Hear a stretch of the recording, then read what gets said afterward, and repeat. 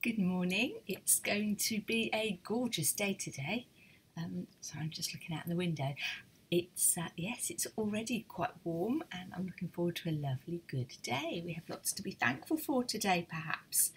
Not least the weather. I shall get some washing dry, I expect. Washing is a never-ending joy in this house. I was thinking about what makes a good day. Because sometimes if we're having some tough times, it's hard to see what the good day is. And somebody very wise, not a million miles from me, pointed out that it's very important that when something goes wrong in a day, that we don't let it spoil the whole day. Just because that bit of it was bad doesn't make everything else bad in the day. Wise words indeed. If I asked you for the very first story in the Bible, would you know what it is?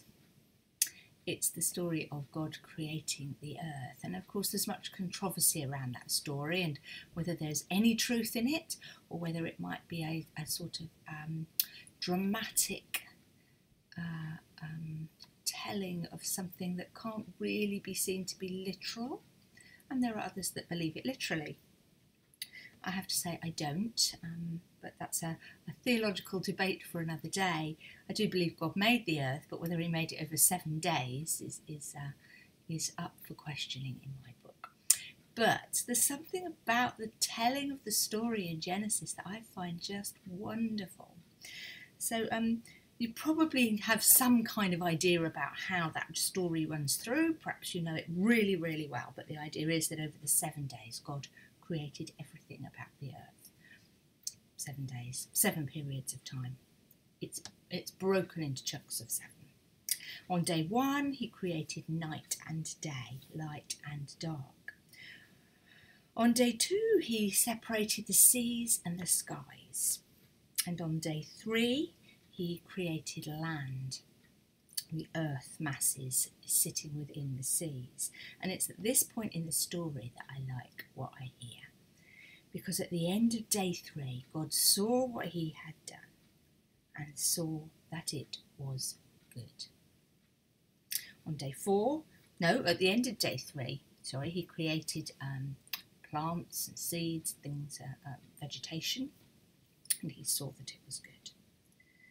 Day 4 is when we have the sun, and well, if it is days, that's my childhood makes me do that. As a child, I just sort of bought into it, and then when I reached about 10, I thought, well, I'm not sure about that, and it's been a developing story ever since.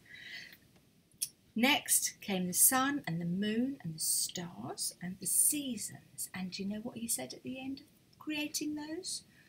God saw that it was good. The next part of the creation was the creatures of the sea and the air. And having put those into this new universe, God said that he saw that it was good.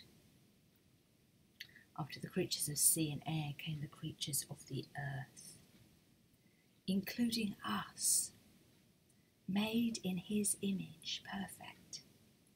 And it says at the end of this little bit in the Bible, God saw that it was good. I love that. I love the idea that he's looking at his creation. He's looking at you, he's looking at me, and he can see goodness. Of course, that doesn't mean that everything that we're doing is good, and it certainly doesn't mean that the way we're now treating the planet is good. But it was about looking at goodness. And I invite you to do that today. Have a look out of your window. Have a sit in the garden if you have one. Have a conversation with somebody you love. Look for what is good. Because when I looked out of the window this morning and saw that the sun was rising and it was going to be a warm day, everything that's stressful and everything that's worrying me and everything else that I've just kind of got niggling away just settled for a moment. And I looked out of the window and just had a moment of joy about what I could see in God's creation. And I need to do a bit more of that. I need that to be the kind of rising, overwhelming feel of the day, not worrying about getting bogged down in paperwork and risk assessments and all those very earthly, human concerns. As when God looked at what he had made, he saw that it was good, and I'm going to try and do that too. Now, there's a little bit of the story that I missed out, which is day 7, and we know what he did on day 7. He rested. Will and I haven't had a proper break since Christmas. We were due to take a week off at Easter, and the COVID lockdown had just happened, and it was not the right time to just take some quiet.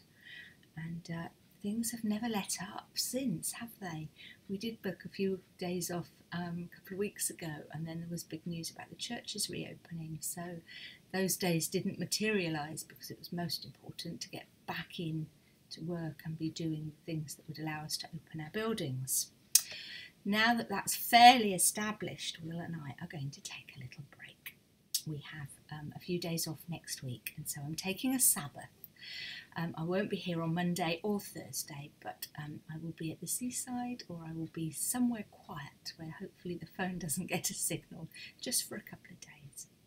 If you really, really need me, I'm still there actually. But yes, I'm taking my Sabbath, and I shall see you very soon. Have a look out that window and see what you think is good today, and I shall keep in touch. And yes, I think that's it for today. Have a good one. Lots of love. Bye bye.